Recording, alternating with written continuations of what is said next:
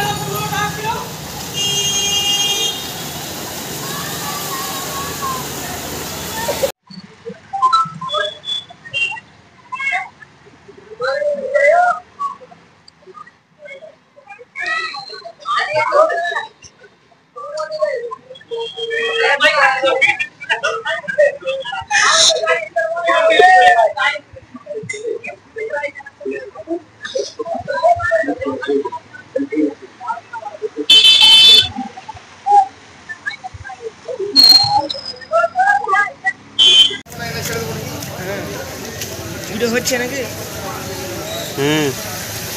চারটে ছোট মাছ গেলে এসে ছেড়ে দিই, চাষ হবে।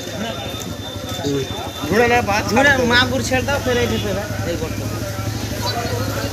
মাগুর মরবে না। ম্যাগ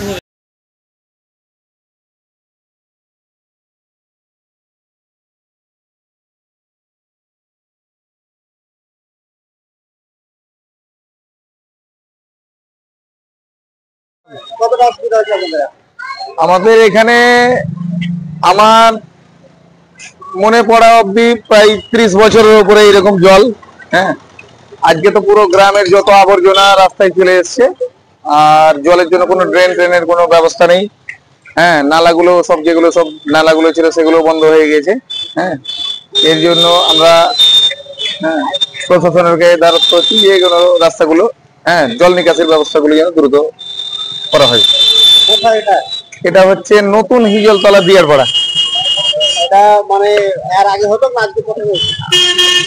30 বছর আগে এরকম জল জমেছিল, প্রায় 30 বছর আগে, আর 30 বছর পরে আবার এই দেখতে পেলাম। কি অবস্থা আপনাদের গ্রামে? অবস্থা বলতে গতকাল রেকর্ড পরিমাণে বৃষ্টি হয়, যার ফলে গ্রামের যেটা মূল রাস্তা সেখানে প্রচন্ড 1 হাঁটু করে জল জমে যায়, এবং গ্রামে মূলত কোনো জল নিষ্কাশনের ব্যবস্থা নেই, যেটা সব থেকে বড় সমস্যা। গ্রামে একটা মাত্র গর্তের উপর ভিত্তি করেই জল নিষ্কাশন ব্যবস্থা গড়ে উঠেছে, যেটা পিছনে গর্ত রয়েছে। এই গর্ত ফুল হয়ে যাওয়ার কারণে এখন জল কোনো দিকে বেরোতে পারছে না। এবং সব থেকে বড় সমস্যা, এই যে গ্রামের মূল রাস্তা, এই জায়গাটা নিচু এবং ওই দিকের রাস্তাগুলো উঁচু, ফলত যত জল গ্রামের মুখে এসে জমছে, এবং জল নিষ্কাশনের ব্যবস্থা না থাকায় মানুষ চরম হয়রানির শিকার হচ্ছে। তাহলে কি রাস্তাটাই ভুল? রাস্তাটা যিনি স্যাংশন করেছেন, প্ল্যান করেছেন, তাদের ভাবা উচিত ছিল গ্রামের মূল রাস্তাটা, মুখের জায়গাটা উঁচু থাকা উচিত, এবং গ্রামের দিকটা যেদিকে মাঠ আছে সেই দিক যদি নিচু থাকতো তাহলে জলটা হয়তো বেরিয়ে যেতে পারতো। জল নিষ্কাশনের